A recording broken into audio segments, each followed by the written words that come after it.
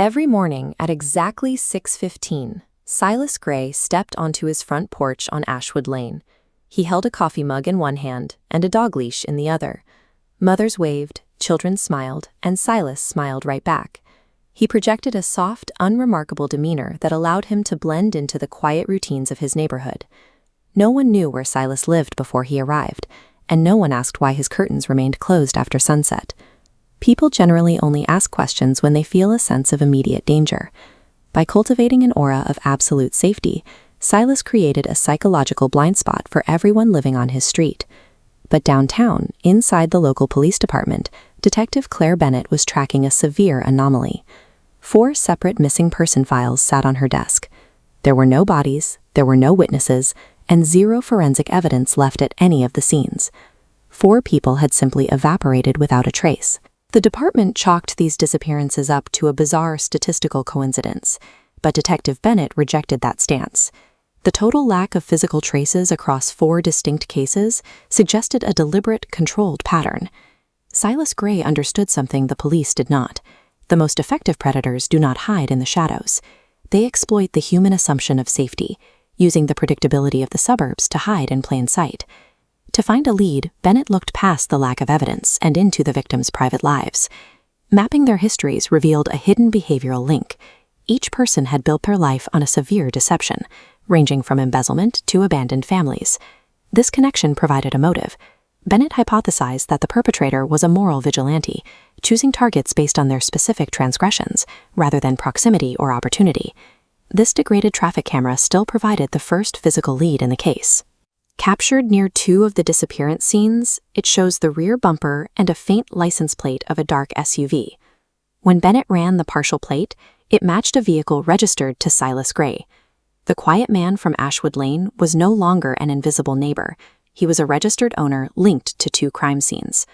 While the camera identified the car, the psychological mapping explained why that specific car was there. Combining forensic data with the victim's patterns of deception turned a ghost into a tangible, trackable suspect. Silas's background presented a complete vacuum. He had no social media accounts, no surviving relatives, and no public record prior to 5 years ago. Bennett eventually unsealed a juvenile record from Oregon that filled in the gaps. 27 years ago, a 12-year-old Silas survived a house fire that killed both of his parents. Surviving that destruction shaped his psychological development. Silas became fascinated by what remains after the masks of a normal life are burned away. He learned to look past what people said, to see the hidden realities they tried to hide. Silas developed a philosophy centered on the danger of truth. He believed honesty makes a person vulnerable, providing a target for everyday exploitation. He used silence to audit those around him, viewing himself as a systemic correction to punish a society poisoned by deception. Silas viewed these abductions as a form of moral hygiene. By removing the liars, he believed he was purging the social rot he had observed since Oregon. Silas's next target was Jonathan Mercer, a marriage counselor who secretly manipulated his vulnerable clients. To Silas, Mercer was a predator hiding behind a respected title. She spoke directly to his motive, proving she understood his ideology. She saw the man behind the suburban mask, and for the first time, Silas was the one being audited. In his final moments, Silas dropped the pretense of a higher calling. He admitted his crusade focused entirely on the punishment of the guilty, with no interest in saving those they harmed. When Silas refused to surrender and moved toward his weapon, Bennett fired. Silas collapsed into the wet leaves, his face finally showing the exhaustion of a man who spent years carrying everyone else's secrets. The department closed the files and labeled Bennett a hero. The families received their answers, but the resolution felt hollow. Killing the man didn't necessarily end the cycle he had created. 3 weeks later, Bennett was alone in evidence storage, cataloging the mundane items found in Silas Gray's home.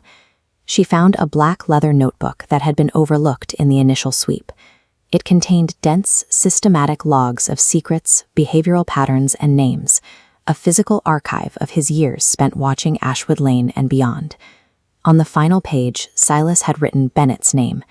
He had been auditing the detective just as she had been profiling him, noting that she saw what others chose to ignore.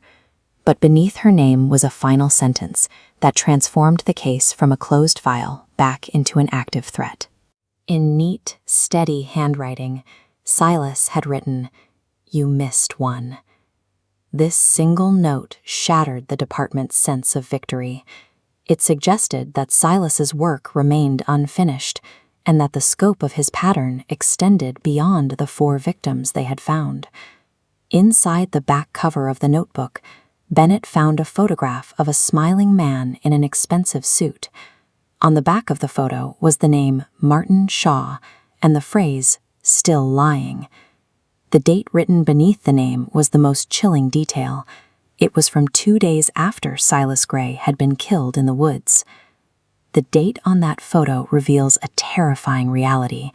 Silas Gray wasn't working alone. Someone else is using his archive, his methodology, and his timeline to continue the hunt. An unknown figure is currently active in the city, using the logs Silas left behind to target new victims.